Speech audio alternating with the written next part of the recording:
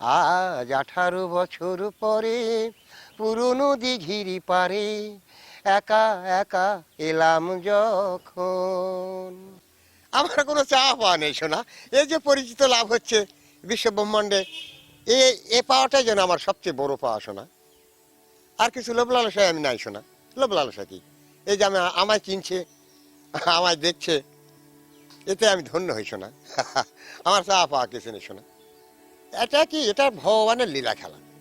যিনি পাঠিয়েছেন তেনার এই লীলা খেলা, তো লীলা খেলায় আমি চলছি, যা চলছি তা আমি ভালো চলছি, মালিক আমায় ভালো রাখছেন, এটাই আমার পাওয়া, চাওয়া পাওয়া শোনা। প্রতিবন্ধী মেয়ে, দ্বিতীয় তৃতীয় সওয়াল চঞ্চল, ভালোই আমি ধন্য হই।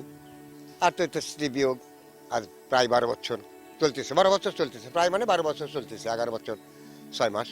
কি কথা লুকাবে তুমি প্রেমের ছলে, তোমার বুকের তলে তুমি আমি মুখোমুখি বসে দুজন, এভাবে কাটাবো সারাটা জীবন।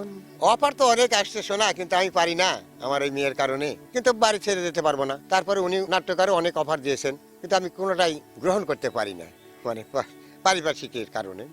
মানুষের ভালোবাসায় আমি মুগ্ধ হই, আমি যেখানে যাই গান শুনতে চাই, আমি শোনানোর চেষ্টা করি। আর সবচাইতে আমার নিঝুম ভালো লাগে যখন আমি সন্ধ্যায় আমার মেয়েকে খাওয়া দাওয়া বিছনায় শোয়া দিই, তখন আমি নিরিবিলি থাকি এবং গান গাই। তো সেই সময়টা যেন আমার খুব ভালো লাগে।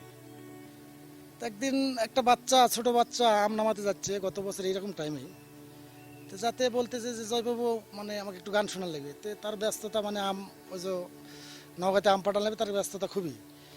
তো বলতেছে না রে বাবা, এখন আর তো গান শোনানোর সময় নেই, খুবই ব্যস্ত। তো ওই বাচ্চা বলতেছে যে আপনি যদি আমাকে গান না শোনান তা আপনার গান আমি কোনোদিন আর শুনবো না, ঠিক আছে? তখন বলতেছে আরে বাবা তুমি এত বড় কথা বললে, তো দেখ আমার এত যখন ব্যস্ততা তখন তোমাকে গানই শোনাবো। তো ওই গানটাই কিন্তু তার জীবনে ভাইরাল হয়েছে সেবারে। ওই বাচ্চার কথার উপরই গানটা গাইছিল এবং ওই গানেই তাই ওই গানগুলো, ওই গানের উপরই তার গানগুলো ভাইরাল হয়েছে। এ জ্বালা সইতে পারি না, না না, একেলা রইতে পারি না, কাল তো ছিলাম ভালো, আজ আমার কি হলো, সে কথা কইতে পারি না, না না, একেলা রইতে পারি না। এত সুন্দর গলা কেন তা আমি বলতে পারবো না, তবে শিশুকাল থেকে আমি গানকে পছন্দ করি। ওই যে বিভিন্ন জায়গাতে যাত্রা, আগের তো যাত্রাপালা ছিল, দাদুর বাড়ি মামার বাড়ি, সেখানে যাত্রাপালা হতো, এই যে সব সাগর ভাষার গান, এখান থেকে আমি উৎসাহিত হয়েছিলাম। তখন থেকে গান, শিশুকাল থেকে যেন গানটাকে আমার ভালো লাগে। তারপরেও বিভিন্ন ছাত্র জীবনে, যেমন প্রাইমারিতে, হাই স্কুলে প্রত্যেকটা বাৎসরিক প্রতিযোগিতায় আমি প্রথম স্থানে থাকতাম। গান এটা প্রাকৃতিকভাবে যেন আমাকে মুগ্ধ করে শোনা। ছিল যত প্রেম প্রীতি আজকে বলি স্মৃতি, ভাবতে ব্যথায় কেঁদে ওঠে মন, ভাবতে ব্যথায় কেঁদে ওঠে মন, ও